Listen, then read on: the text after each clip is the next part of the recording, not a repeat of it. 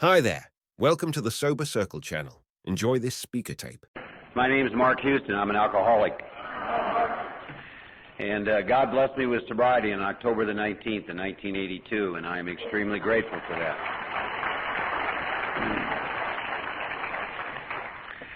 I want to thank the committee for asking me. I get a chance to travel a lot in this job that God put me into, because it's not one I would have chosen.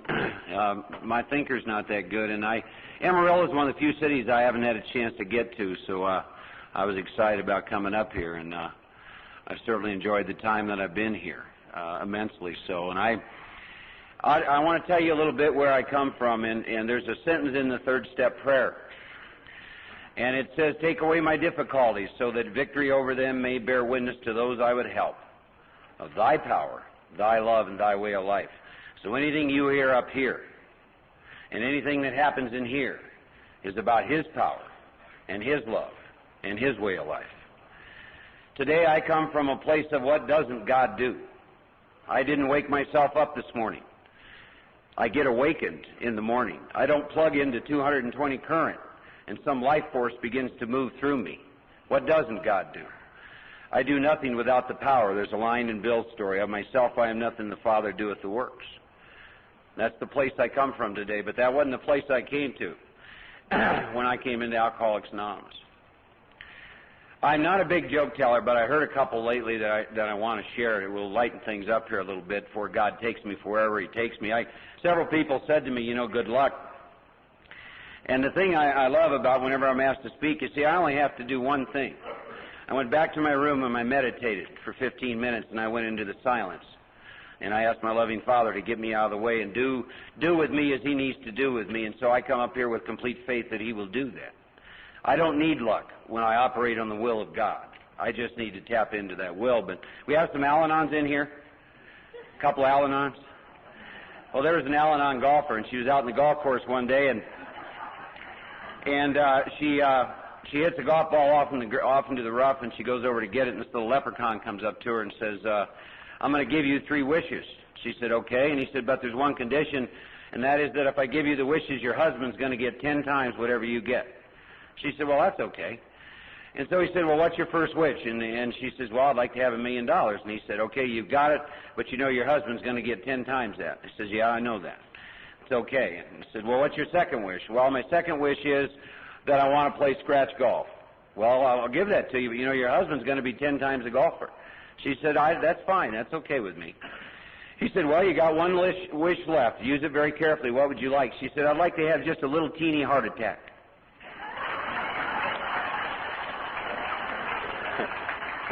And when I was drinking alcohol, let me tell you, there's some women that's exactly what they would have prayed for. And then I got one more. I love picking on drunks because I am one. I'm at peace with being flawed today, but this sums me up too. When your dog and you, when the dog and the alcoholic both walk into the house, what's the difference between the two of them? The dog stops whining. And I have 2 dogs, and that's exactly what happens. They come up to greet me, and I walk in the house, and sometimes there's no one there, and they're happy to be in the house, and I'm just still going on.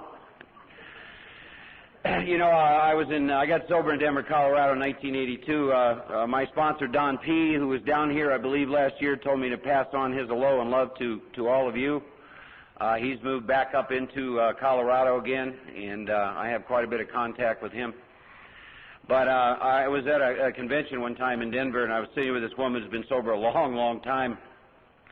And speakers who get up and say they're not going to talk about drinking very much anymore really scare me, because about 55 minutes into this talk, there was drinking, and she leaves over and she says to me, "I think I want that guy to get sober worse than his family." And I'm not going to talk much about what it was like, and the reason is very simple. The things I did once I took a drink, my ego uses to separate me from you. You see, because we all do different things when we take a drink, and the reason is, if you're a real alcoholic, the drink takes you. Some people sit at home and drink, and some go to bars, and some go to the penitentiary, and some wreck cars. None of that has anything to do with why I'm an alcoholic. Born and raised back in Iowa. That is not Idaho. We do not raise potatoes. They raise corn back there. Raised in a Norwegian farming community. A friend of mine gave me a book one time and said, "Norwegian Humor and Other Myths." It's like, what are you trying to say to me, I love that when members of AA, they'll say something to you and it'll hit you. And it's like your response is, what do you mean by that? And, but I didn't drink till I was 16 years old. I got 3 brothers, and the reason I didn't is I had a dad that died of alcoholism in 1986, and I said that I wasn't ever going to be like him. And I've written up inventory to know that I turned out just like him. And I took a drink of alcohol when I was 16 years old, and I drank till I was 36 when God removed the obsession for me to drink alcohol. And I didn't ask for him to do that. I just asked for help. He had his own idea how he was going to give me that help. And I have 3 brothers today that are dying of alcoholism. And I kind of felt, as I look back over my life, on the Johnson side, the Norwegian side, they're either massively obese or religious fanatics, and on the Houston side, they're just all drunks. I was bound to be trapped in there somewhere, but I liked the effect of alcohol a lot better than I did religion, so you can tell the path I went down. But I finished high school, I went to college, I damn near flunked out of college, I get drafted, get sent to Vietnam, and I never wanted to be an alcoholic. I wanted to be a disturbed Vietnam vet. And God, I milked that one. You know what I'm saying? You drink too, right? You drink too. And alcohol, I've always been envious. If you read the history of some of the early members of AA, like you read about Dr. Bob, he does the first 8 steps, he has a major relapse, he comes back and in one day makes all of his amends. Well, that's because he lived in the same town. Alcohol took me to 7 states. I mean, first time I got through the work, I had to go to 7 states to make amends, and that's expensive and takes a lot of time, but alcohol took me to California, and it took me to Oregon, it took me to Washington, it took me to Alaska, and then eventually took me to Colorado. And what I will tell you is this, the last 7 years that I drank was an absolute nightmare, and when I checked myself into treatment October the 19th of 1982, I weighed about 260 pounds, and I had brain damage, kidney damage, liver damage, and everything I owned you could put in a duffel bag, and there wasn't anybody on the planet wanted anything to do with me. I'm not the kind of person who, if a woman was in my life, she said, Mark, you need to quit drinking or something's going to happen. I said, no, I don't. It's already happened. You're not in my life anymore. And the reason is very simple. Is there have been 2 powers in my life, and one's alcohol and one's God. And alcohol was the only thing. Bud talked all about it last night. I drank for effect, and I'll tell you what the effect was. There's some lines in the big book that describe this better than anything I could come up with. I'm restless, irritable, and discontent, and when I drank, I'm not that way. And there's a paragraph on page 52 that when I drank, it treats this. It's part of my spiritual illness, my unmanageability. It says, Mark's having trouble in personal relationships. Starting with myself, I can't stand to be in my own skin. See, I can't stand who I am. And when I drink and when alcohol works, I'm okay with Mark when it works. And I can't control my emotional nature, and I'm afraid of misery and depression. I'm full of fear, and I feel useless, and I'm unhappy. And when I drank and alcohol worked, it treated that. You see, what I didn't know then is I suffered from a spiritual malady then. I suffered from a spiritual illness. And nothing outside of myself would treat that, but I didn't know that, and alcohol treated that. And I drank alcohol for 20 years. And finally, when I got sober, my life is so full of paradoxes, just much like the program. But when I got sober, I was working as an orderly in a nursing home. Now my head, my alcoholic crazed brain was telling me I was writing the great Jack London story. But you know what I was doing when I got sober? I was working as an orderly in this nursing home, and because of my size, there were 8 men in there who could virtually do nothing for themselves. And what I would do is these men, I would bathe these men on a daily basis, and I would put diapers on them. And that's what I was doing, and that's just another one of the paradoxes. I was almost dead in every way that you can be, but yet here's what God has me doing at that time. And I'm going to share 2 periods of time for me in AA, and then what I want to do is I want to come current with you. Because, the big book talks about on your first visit with a man, give him this big book and ask him to read it. And in the interval, if he wants to see you again, what you must tell him is that the desire to find God must come from within, and if he wants to do that, you're willing to help him. And what I'm going to talk to you about is currently where I'm at in my life with seeking God, because that to me is what the steps are all about.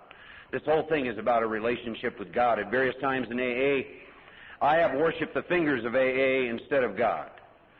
I've worshipped the big book, and all it is a set of tools so that I can develop an intimate, conscious, personal relationship with this power. But I'll tell you about my first 3 years in AA. You know, we tell people a whole bunch of things when they come into AA, and I was told all these things. I was told to go to a lot of meetings, and I did that. And I was told to read the big book, and I was telling someone earlier today, telling an alcoholic to read a book that's designed to transmit a spiritual experience and expecting an alcoholic to get something out of that book on his own would be like me parking a jet outside this hotel, giving you a 164-page manual, telling you to read it and go fly it. I'll tell you this, when you got ready to take off, I'm not going to be around. So you all told me to read this book. And you told me to go to a lot of meetings, and I did that, and I went to convention and did big book studies, and in that first 3 years I asked 2 men to sponsor me. Some of what I'm going to talk about here is the things that I've heard in Alcoholics Anonymous, which I know today are not my truth based on my experience, that have nothing to do with this fatal illness that I suffer from and have nothing to do with God. One of the first lessons I learned is if a blind man leads a blind man, you're both going in the ditch. And the first man I asked to sponsor me, we meet at Denny's. And I was probably about 6 months sober then, going to a lot of meetings, going to big book studies, reading the book. I overnight became a parrot. You know, I mean, it's about you got to look good and sound good in meetings, right? If you're like me, I was telling a friend the other day, I was 3 years sober before the fear left me about getting up in the middle of a meeting to go use a bathroom. I mean, the fear was just incredible in me. But I asked this man if he would sponsor me. We meet at Denny's. In about 15 seconds, he took me through the first 3 steps. See, here is the bad news. I was in AA for 3 years telling you all I was an alcoholic, and you know what my truth is today? I didn't have a clue what that meant. God kept me sober in spite of that, but he said to me, "Are you an alcoholic?" And one of the things that I've learned along my way in Alcoholics Anonymous is this, is when you ask me a question, there's a part of me called my ego that uses an answer to not consider anything. I will use an answer to not consider anything, and I've learned what I call the path of consideration. And that is when I'm asked a question today about the spiritual life, which is something I got to live, I can't theorize about, I need to sit with that and ask God to let me consider that, an open mind. But this guy says, "Are you an alcoholic?" And I said, "Yes." And you know, at that time I think I'm an alcoholic because of the consequences of drinking. And I tell him, "Yeah." And he says, "Do you believe in God?" And I tell him, "Yeah." Sometimes I think I've sponsored 2 atheists, and sometimes I think their concept of God is not anywhere near as confused as a whole bunch of us that come in here with a whole lot of other ideas.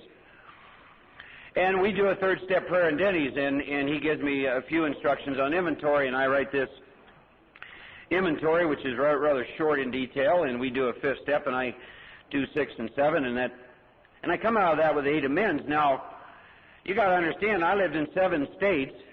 By then, I'd been married and divorced twice, numerous jobs, and my blood family's got more than 8 people in it. I missed just a little bit in that whole process. A friend of mine said later, "You were so wide open, you missed the whole thing." So I did the only right thing is I figured the reason, because see, here's what goes on in me. The further you get away from a drink, there's a condition inside me. The book calls it spiritual malady, and this condition is internal, and you separate me from alcohol and you leave me untreated. This condition gets worse and worse and worse in me, and this condition's getting worse. I don't know what to call it then, though. I just know that I'm getting worse inside. And so what I did is I held him accountable, and I went and got another sponsor. Some of you can relate to that one probably. And so this sponsor basically did the same thing with me. So here I am at 3 years sober. Now there's tremendous confusion going on. I'll tell you why.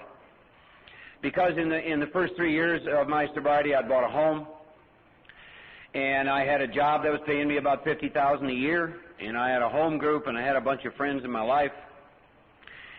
But this condition I told you about, this unmanageability, which is inside me, is growing. It's getting worse, and it's getting worse, and it's getting worse, and I'm full of fear, and I'm restless, irritable, and discontent. And so that's about the time that I hooked up with Don P. Don was one of those guys that initially, he'd talk about the big book, and he'd talk about God, and there was a sense of power and peace around him. See, there was another thing I didn't know at that time. I didn't know that we agnostics describes 2 groups of people in AA sober. And one group, it says about one group that if they're willing to meet a few requirements, that they'll come to believe, and if they have a certain attitude, that the way they think and live will be revolutionized. Revolutionized. And it says that this group will also be given power, peace, happiness, and a sense of direction. And it says this group has God as a central fact of their life. Well, I know today I didn't have God as a central fact of my life, because I'd never picked up the kit of spiritual tools, the steps to develop a relationship with God. And the other group I've already talked about. They're on page 52. They have trouble in personal relationships, can't control their emotional nature, prey to misery and depression, they're full of fear, can't make a living, they feel useless, they're unhappy. They have themselves as the central fact of their life. And that's where I was at 3 years, but I didn't know that's where I was. So I went and I called Don, and I went over to see him, and I told him. I used what words I could best explain to tell him where I was at. And see, the confusion came from this. I got more distance between me and alcohol than I've ever had before. I got a bank account. I got 2 cars in the garage. I got a home that I bought. I'm married. I'm in a career, and I'm dying. And I know I'm real close to drinking alcohol. You see, I'm confused, and I'm going to a lot of meetings, and I'm reading the book. You see? I've also learned something else in Alcoholics Anonymous. There's 2 languages for me in AA. One is the language of knowledge, and the other is the language of experience. And here was another confusing thing. Every other area of my life, knowledge equals power. In the spiritual world, it does not equal power.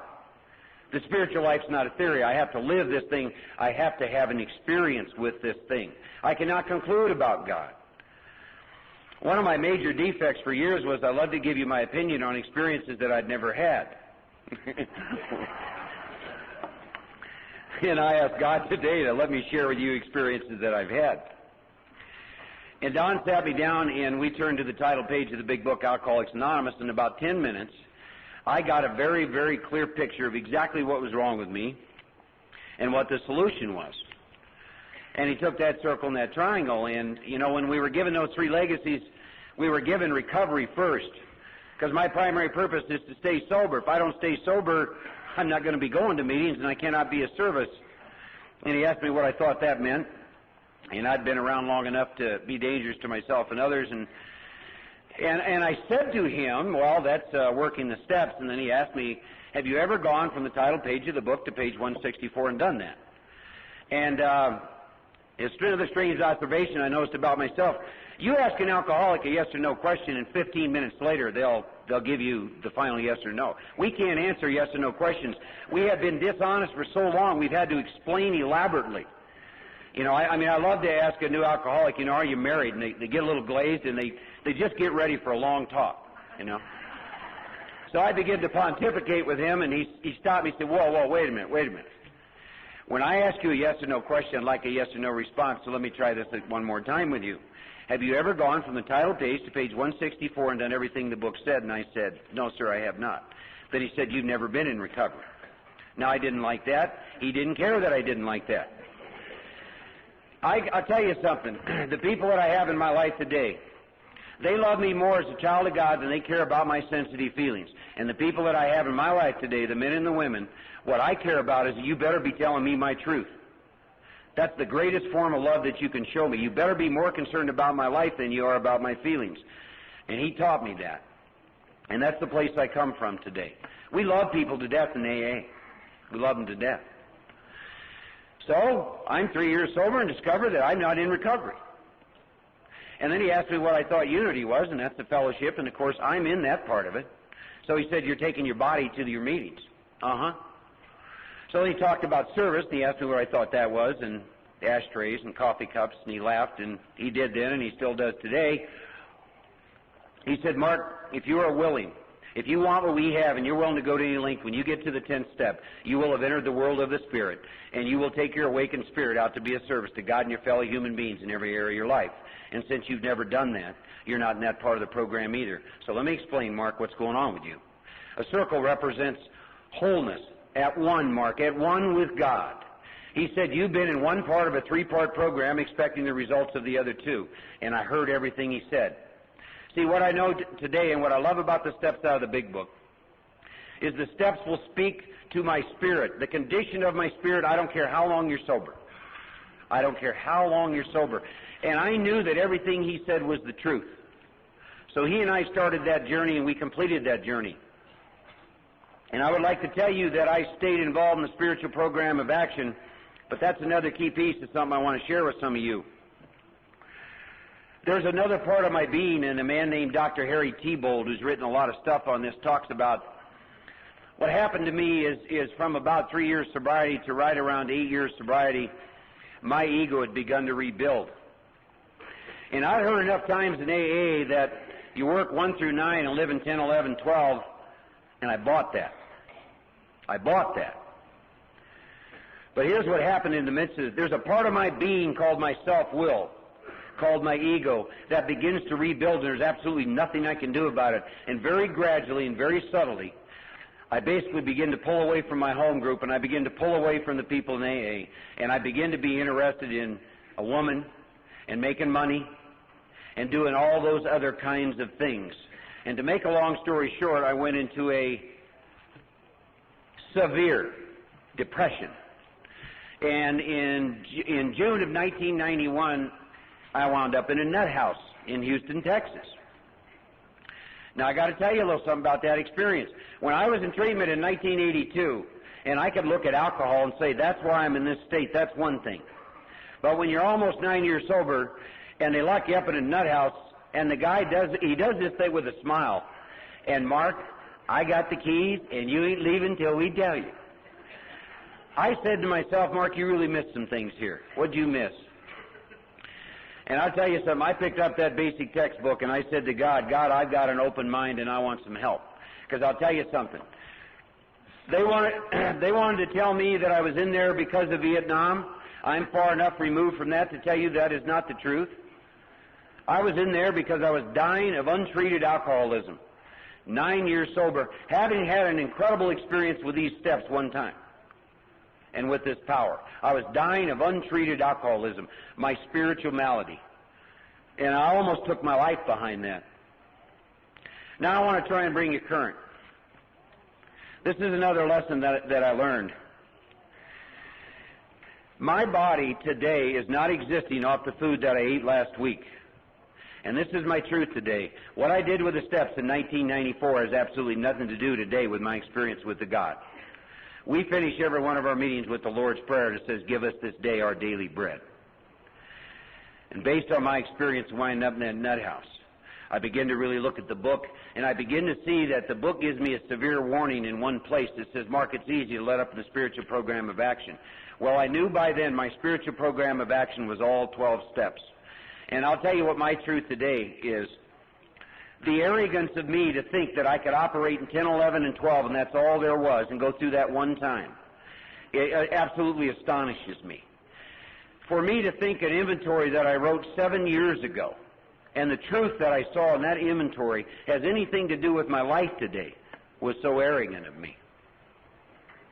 So since then, I've gone through the steps many times, and I will tell you this, the last 4 years of my life have never been so blessed, and I have never been so much at peace. Peace with God and peace with me and peace with you. So let me bring you current. In April of this year, third week in April, I sat down with one woman and 5 men. Today I work the steps because I love God. I do not work the steps because out of fear. I do not work the steps because of the unmanageability of my life. It is my method of seeking a relationship with God. God is the most central fact of my life today. And that's why I work the steps. And so we sat down as a group, 9 o'clock in the morning, and we meditated for 20 minutes. And we asked God to come in, and we asked God one other thing. That very day that I want to have a new experience with God, because the 11th step says improve your conscious contact. It doesn't say rest on your conscious contact. The very day I choose to do that, I'll tell you the noose around my neck, my last experience and everything I think I know. So in that 20 minutes of meditation, I said to God, God, please free me from everything I think I know about you and my steps and my illness for an open mind and new experience. For an open mind and a new experience. We got done with that meditation. We started in the title page. And we went through the forewords. And we got into the doctor's opinion. And here's what I looked at from the doctor's opinion to page 23. I looked at me and alcohol, and I looked at one thing. Mark, when you take a drink of alcohol, what happens to you? I'll tell you another thing I love about the Big Book. What the Big Book does is it takes everything that my ego wants to use to separate me from you, and it skims it all aside and says, Mark, we don't care about that. Here's what I mean. The Big Book doesn't care how young and old I am. It doesn't care if I'm a male or female. It doesn't care what my race is. It doesn't care what my educational level is. It doesn't care how much money I have. It asks me a simple question. It says, Mark, when you take a drink of alcohol, does the drink take you? And I looked at that, and I turned statements in the doctor's opinion into questions, and I discovered something else about myself. I'm so selfish, when the Big Book uses the word we, I think they're talking about you. So I put my name in there. Mark, is this you? Is this you? Is this you? And I'm looking at one thing only. Am I powerless over alcohol once I take a drink? And I have to go back into drinking. And I see why in 1978, when my grandmother died, a woman who I'd never written inventory on, who I loved immensely, and I got a phone call if there was a she to leave. My experience is I drink if she stays and I drink if she leaves. But I heard this in meetings, halts all the time. The day Fred picked up a drink, he had eaten a full meal. He wasn't hungry at all. He wasn't angry at anybody. He'd just closed a big deal in Washington, said he was a happily married family man. Fred wasn't lonely, and he'd got a full night's sleep. I don't think halt has anything to do with whether I drink alcohol again. I told guys I sponsor, if you buy that one, your only problem is you're going to weigh about 300 pounds. So that's another belief system that goes dancing away. Here's another one. Put the plug in the jug. Now I go back into my experience to find out my truth. You know what my experience confirms? I pull the plug out of the jug. I don't have the power. That's an expression that refers to people who don't drink like me. Here's another one. Don't drink even if your gluteus maximus falls off your butt. If my butt even hints of falling off, I go drink. See, I would hear these things, they would come in, and I would lay them alongside my experience, and I would see that's not my truth. And as I begin to do work with the Big Book over and over again, I begin to realize I can't find it anywhere in the Big Book. Over and over again, these things that I've heard, they've had to go away because it's not consistent with this illness I suffer from. And this illness I suffer from is fatal. A friend of mine works at Intergroup in Houston, Texas. 1993, they gave away 33,000 Desire chips. You know how many one-year chips they gave away in 1994? 3,000. That's an 8% recovery rate. This book promises 50% of those who come never relapse again. A few more relapse and come back, that's 75%. How did we get so far? How did we get so far? I think I have an idea how we got so far removed. When I sit down to work with another alcoholic, there's two things I always do. The first is we pray and we ask God to come in. Same way Chess opened this meeting. And the second thing is this book is always open between us. Because the book says, I'm to show you how I recovered from a hopeless state of mind, body, and spirit. I remember one time a man said to me, don't you ever be an accessory to murder. This is a fatal illness, and its solution is spiritual in nature. And this solution was given to us in 1939, Mark. Don't you ever play with somebody's life, and I don't. I carry this book everywhere I go with me. So I get done looking at that. I'm at the bottom of page 43, almost 13 years sober. Here's me. Mark at certain times has no effective mental defense against the first drink. My defense must come from God. And at that point in time, experientially, I once again see how badly and desperately I need God in my life. And then I start to look at the unmanageability in my life. And there's a paragraph on page 52 which sums that up for me. Here's my experience with unmanageability. It's not outside of me. Nothing outside of me will ever treat this. It's an internal condition. It's the reason I drank. It's the reason I'll drink again. Because the Big Book says the symptoms of the body and mind, they're symptoms, Mark. Well, doctors don't treat symptoms. You got to treat the problem. So what's the problem? The problem is this spiritual illness. Guess what? No human power can treat a spiritual illness. Only God can treat a spiritual illness. So I look at myself right now today and I ask myself, where are you at in all these areas of your life, Mark? Are you having trouble in personal relationships? So I look at the relationship with myself. I look at every area of my life with myself, and I look around me, and yeah, I'm still having trouble. With the power, grace, love that God has given me up to this point in time, I'm having problems in personal relationships with some people. Can't control your emotional nature. How do you do with that, Mark? You ever had someone say, boy, you get mad over such a little thing? Gee, I wonder why that happens, Mark. It says you're a prey to misery and depression. It says you're full of fear. Mark, you having trouble with fear at times? Yeah. Feel useless at times? Yeah. Can't help others at times? Yeah.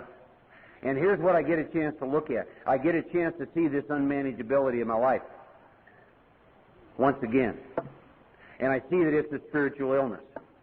And I see that only God can treat it. For brief periods of time, something outside of me will treat it. A woman, money, career, travel. Brief periods of time. But ultimately, this thing stays with me.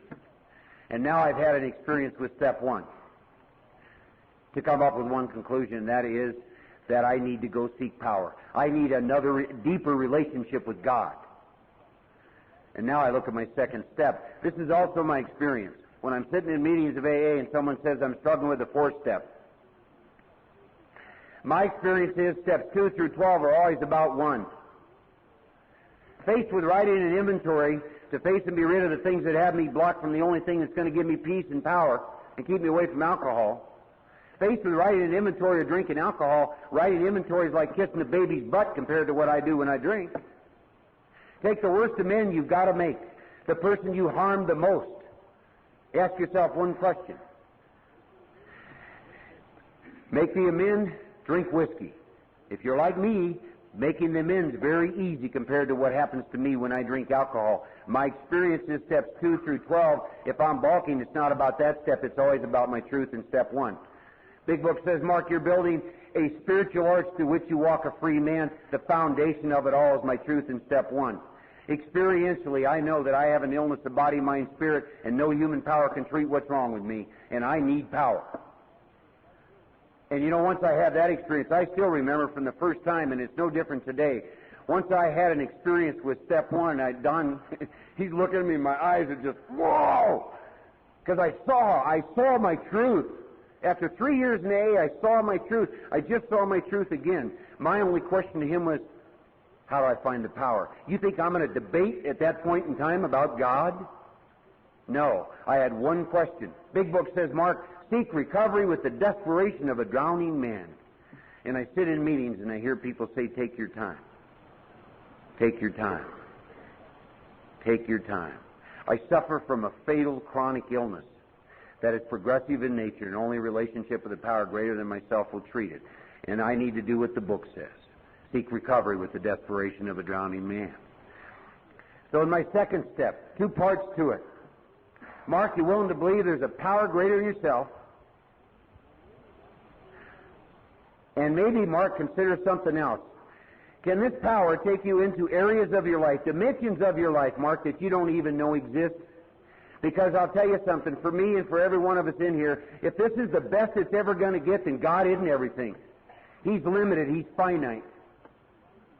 And I open myself up to the idea that with God, being at one with God, He can take me into areas of my life I have no experience with. I have relationships with people today, men and women, that 2 years ago I didn't have the power to have. You see, this is not everything, and this is not all. I know there's more. I know that God can take me into other areas, deeper levels, in terms of that relationship with Him. But then I'm faced with a crisis. You know what it is? Lack of power. Once again, lack of power. So I got to make a choice. God's everything or He's nothing. What is He? For me, He's going to be everything. Why? Because of what I looked at in step 1. And then I love what the book says. If lack of power is my dilemma, the book says, where and how are you going to find the power? And it tells me only one place, Mark, deep down within you. Now, that's another paradox. Hell, I did peyote on mountaintops with Indians and traveled all over the country trying to find God. And you all tell me He's deep down within me? What a deal. Right here, right now. Amarillo, Texas. It says in the final analysis, Mark, that's the only place you're going to find God. Isn't that interesting? But it also tells me how in the big book I'm going to find this power. It says, Mark, you got to be willing to search fearlessly. Are you willing, Mark? Based on my truth in step 1, yeah, I was willing. And then I get up to those ABCs, and I ask myself experientially, is this you? Mark, are you an alcoholic that can't manage his own life today? Yeah. Mark, do you believe any human power can treat your alcoholism? No, I do not, based on experience. Mark, do you believe that God can and will if you seek Him? Absolutely. And so I know my responsibility. Mark, you willing to seek the power? Yeah, I'm willing to seek the power. And now I'm at step 3, and I get to make a decision. I was in AA several years before I realized there's a requirement I got to meet before I can make a third step decision. Big book said, here's the requirement, Mark. Are you convinced your life run and your will doesn't work? So I go back and I look at my life. And I once again see that my life run and my will doesn't work, that at my very best I create confusion instead of harmony. It says, even when my motives are kind with you, I'm selfish. And I see that once again, and I once again experience my truth. And then the book gets to the part I don't like, and that's what's wrong with me, the root of my problem. Mark, you're selfish and self-centered. Is this you? Yeah. Mark, you're driven by fear, self-delusion, self-seeking, self-pity. Pictures always work good for me. And every time I read that, I visualize this. It's like a limo pulls up in front of my house in the morning, okay? And I go out and get in. The driver turns around. He says, Mark, my name is Fear, and I'm going to drive your ass today. And he does all day long. I go into work. I know they're going to fire me. I walk into my home group. I know someone's going to say something to me that's going to hurt me. I mean, I'm just driven by it all day long. Or another day that I get in, the driver says, hi, Mark, I'm self-pity, and I'm driving you today, buddy. And they ain't paying me enough, and you don't treat me. I mean, over and over again. And then there's a line in there that says, Mark, your troubles are your own making. You know what? AA did a couple things for me, and I balked a little at them. Here's one of them. You all said to me, Mark, that was then and this is now, and buddy, you better grow up. You also did something else to me. This one I really didn't like. You basically said this to me. See, most of my life what I did is I lowered my conscience to my behavior. I cheated on this woman because lower my conscience to my behavior. AA and God, you know what you all did to me? You really screwed me up. You said, Mark, we're going to raise your behavior to your conscience.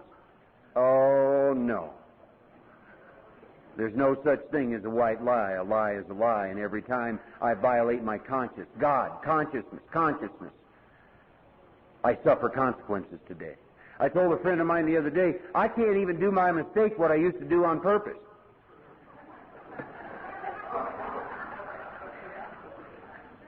So my troubles are my own making, but here's the great news in that. That is a great statement of hope. Here's why. If my troubles are your making, I'm in trouble. Because what if you don't ever change or get any different? Thank God my troubles are my own making. I think Martha said it well last night. I love what she said. She said, you know, I love freedom, and if I'm blocked from you, I'm not free. And that's my experience, and it's not about you. It's always about me, because my troubles are my own making. And then the book lets me look at something. It says above everything, Mark, you got to get rid of selfishness or you're going to die. It says it kills you. Now, see, I had to see the hook between my selfishness and dying an alcoholic death, and I know exactly what the hook is today. I don't care how long I've been sober, I've got to look at this. If this selfishness that I can't do anything about, if this selfishness stays in me, here's what's going to happen. When I'm selfish, I'm playing God. You're not going to do what I want. I'm going to get resentful. When I'm resentful, I'm blocked from God. That will not keep me in a state of comfortableness. The obsession to drink will come back, and I'll take a drink and die an alcoholic death. You see, now experientially, when I get to the bottom of page 62, the book says, Mark, you had to have God's help. And I know now why I need God's help. Because I'm chained to Mark, and there's nothing I can do about it. And then it tells me how I'm going to get God's help. It says, Mark, you're going to quit playing God. And it tells me why I'm going to do that. It says, Mark, you playing God doesn't work. What you need to do, Mark, is let God be God, and you be Mark. You want to talk about freedom. Let God be God, and I just be His child. And then I sit with my third step decision. God's going to direct my life, and I'm the actor. God's the principal, I'm the agent. God's going to be my employer, and God's my loving Father, and I'm His child, and I sit with that for 5 minutes, and I imagine what it's going to be like to go through the rest of my life with the Creator of the universe. See, I want to tell you something. People ask me whether I speak or anything else I'm ever asked to do. Aren't you afraid? No, I'm not afraid. God's 20 feet tall, and I got my hand around Him. He's got His arm on my shoulder.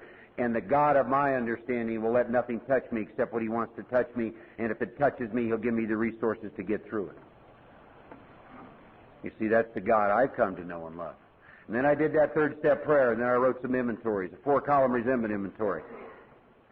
Interesting thing about those resentment inventories, second column's the truth, right? You write the truth in the second column. I particularly like it when I've either wrote it or I'm working with somebody. Second column is she left me, right? Second column, she left me. And that's the truth. And you get to the fourth column, you see that you drove her away. How can the truth be a lie at the same time? But it is, isn't it? And so I wrote that resentment inventory, and I wrote a fear inventory, and I wrote a sex inventory. And then we drew names in a hat. I want to mention something else about inventory. The book is very clear what I do inventory for. I'm going to find the truth. I'm going to face and be rid of the things that have me blocked from God. How do you not get excited about inventory? I do not present to people that inventory is some horrendous thing. For me, it's more like this. If you got children, if you ask your child to go clean your room, they'll balk at it. But if you say to your child, tell you what, you go down to your room, you take everything out of your room you don't want, and I'll take you down to Neiman Marcus and buy you all new stuff, that kid will run you over. Well, that's what happens when I write inventory. You see? I'm going to face and be rid of the things that have me blocked from God and myself and from you. So what we did, since there were 6 of us working together, we threw names in the hat. We made an agreement to do multiple fifth step. The big book says when I do a fifth step to do it with person or persons. So I drew 3 names. In 1 week I did 3 fifth steps. Now I got to tell you something about that. I started doing that last year based on the experience of a man who just celebrated 48 years in August. And I had no experience with multiple fifth steps in the same inventory till he suggested I try it. And I want to tell you something. It's one of the greatest things I've ever done. See, I didn't know something. I didn't know that the more people that knew how flawed I am, the more at peace I was, because I don't have to pretend to be something I'm not, and I never knew that. So I did those 3 fifth steps with 3 different people. And I did steps 6 and 7. Took a look at defects. Defects in me move me into behavior I either take or don't take. And I like to write that stuff down. What are the behaviors that you do, Mark, based on these defects? And I sit with that. And then I did a 7-step prayer, and I made my list of amends, and I had 17 amends. 4 of those amends were at graves back in Iowa. And over the 4th of July, I drove back to Iowa, which is where I was born and raised, and I went and made an amend at the gravesite of that grandmother, whose funeral I missed. And in that same cemetery was a great aunt, and I made an amend to her. And a good friend of mine who died in 1968, and I made an amend to him. And a lady who was in my life for a little while in the early 60s, she had been killed in a car wreck, and I made an amend to her. The book says if I can't see people, I write them an honest letter. So I write letters to the spirits of these people, and I read them to somebody, and then I go to the gravesite and make amends. See, this program is about freedom. You know, I had a father that I just hated. Beat me a lot. I hated him. Embarrassed me in public over and over and over again. And I was able to make amends to him while he was alive, but I wasn't able to say much. It's just the way my family was. You don't talk about stuff. So I never felt complete with that. And he died at 86. He got up one morning and his aorta burst. And his death certificate doesn't say he died of alcoholism, but he died of alcoholism. And about 3 years ago, I went up to Colorado, and he was buried at the Veterans Cemetery up there. And you know, if you've ever been there, they all look the same. They're all just white crosses everywhere. And I pulled in there, and I didn't have a clue where he was. And I said a prayer, and I got directed to his grave, and I read that letter to him. And I'll tell you what, I got free that morning. And my Father resides with me all the time. Whenever I think of him, it's about tremendous love and respect. So I finished all those amends but 3. I want to tell you some other things that I never knew in my life. I didn't know.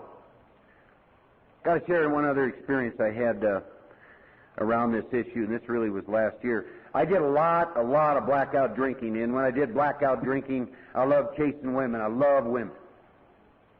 And in the process of all that blackout drinking, I could not remember a lot of one-night stands and other things.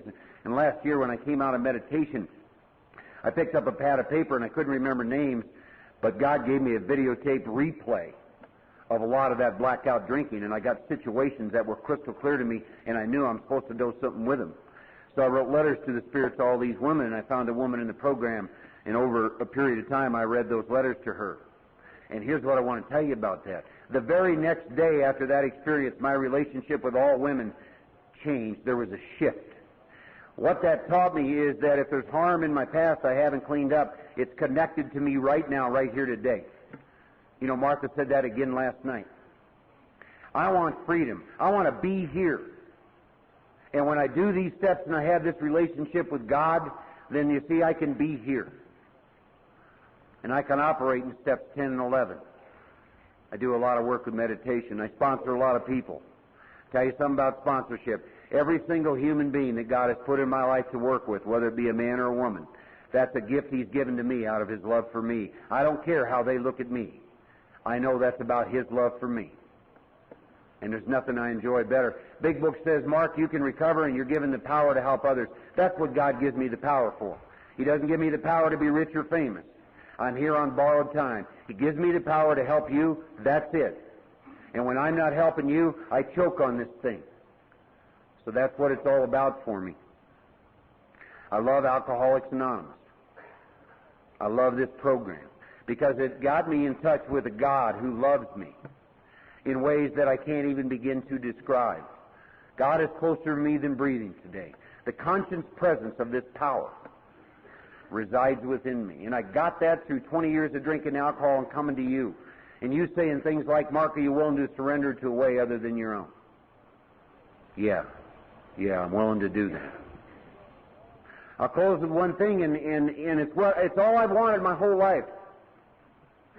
Here's what a relationship with God did for me.